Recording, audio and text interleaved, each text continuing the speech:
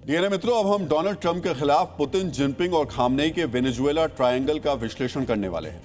अमेरिकी मीडिया में एक खबर तेजी से चल रही है कि कल रात अमेरिकी वेनेजुएला पर अमेरिका हमला करने वाला था, लेकिन किसी वजह से यह हमला नहीं हुआ। लेकिन आज की रात क्या होने वाला है?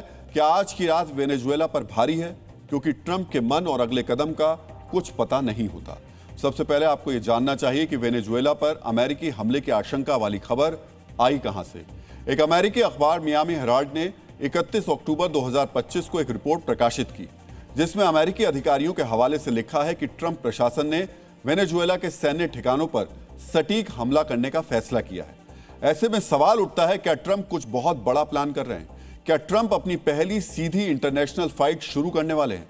ये सवाल इसलिए भी उठ रहे हैं क्योंकि ट्रंप ने वेनेजुएला के पास भारी भरकम तैनाती कर रखी है। वेनेजुएला से लगने वाला कैरेबियाई सागर में दुनिया का सबसे बड़ा युद्धपोत यूएसएस गेराल्ड आर फोर्ड 24 अक्टूबर से तैनात है। इस एयरक्राफ्ट कैरियर पर 90 फाइटर जेट्स तैनाती उनकी रहती है। इसके अलावा कैरेबियाई सागर में ही अमेरिका के 6 और युद्धपोतों की तैनाती कर दी गई है। अमेरिका की एक न्यूक्लियर सबमरीन भी वेनेजुएला के पास ही गश्त कर रही है। समंदर के साथ साथ अमेरिका ने वेनेजुएला का हवाई घेराव भी कर लिया है। प्योर्को रिको में अमेरिका ने 10 F-35 फाइटर जेट्स तैनात कर दिए हैं। साथ ही ईरान पर जिन अमेरिकी B-2 बमवर्षक विमानों ने बमबारी की थी, अब वही बॉम्बर्स वेनेजुएला के आसपास लगातार गश्त कर रहे हैं। इतने बड़े स्केल पर तैनाती और वेनेजुएला को लेकर ट्रंप का स्टैंड, ये सब वेनेजुएला पर अमेरिका के हमले का संकेत दे रहे हैं।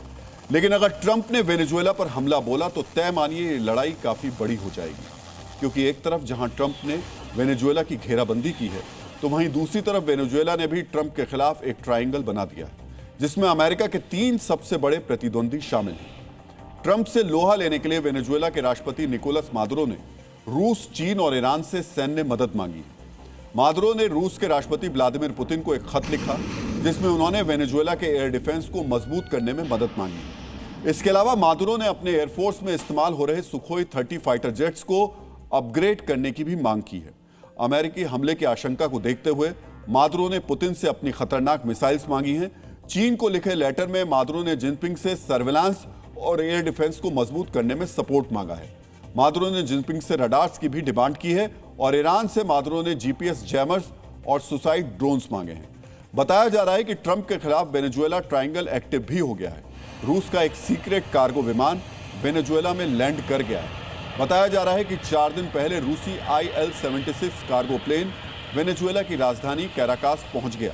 यह विमान 50 टन कार्गो और 200 सैनिकों को ले जाने में सक्षम है। माना जा रहा है कि रूस ने मादुरो को सैन्य उपकरणों की डिलीवरी कर दी है। वेनेजुएला ने ट्रंप को रोकने के लिए जो ट्रायंगल बनाया है, वो मादुरो का मास्टर स्ट्रोक साबित हो सकता है, क्योंकि मादुरो ने बड़ी चालाकी से इस अलायंस को तैयार करने की कोशिश की है। रूस, चीन और ईरान तीनों ही देशों में काफी समानताएं हैं। ये तीनों देश अमेरिका के पारंपरिक प्रतिद्वंदी हैं। तीनों के तेल पर अमेरिका ने प्रतिबंध लगा रखा है।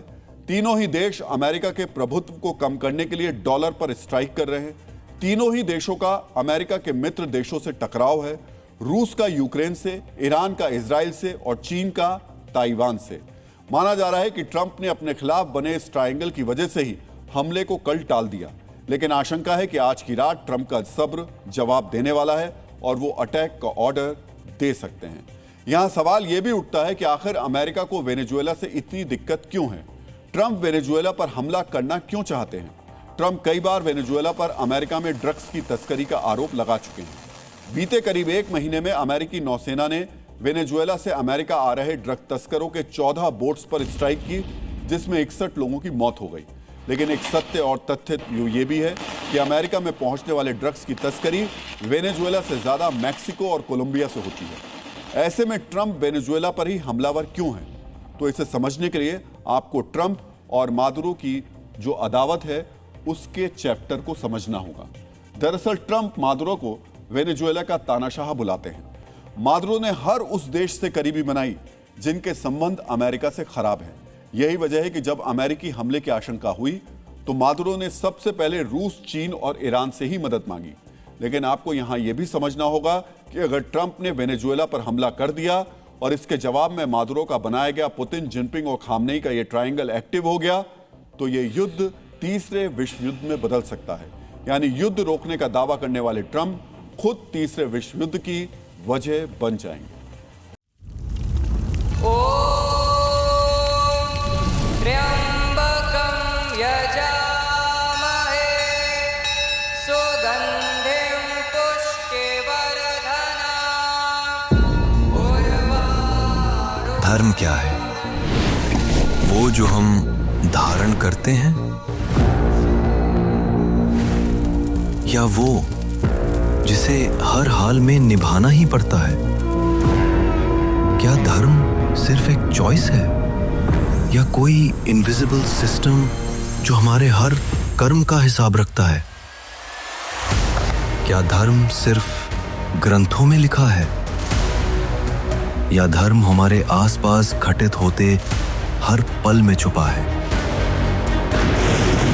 क्या धर्म वो है जो हमारे अंदर हर सांस के साथ रिदम मिलाने की कोशिश करता है? क्या धर्म कोई रूल बुक है, या धर्म सिर्फ एक मान्यता है? आखिर धर्म है क्या? सच सीजन 3 स्पेशल एडिशन रविवार रात 9:58 पर।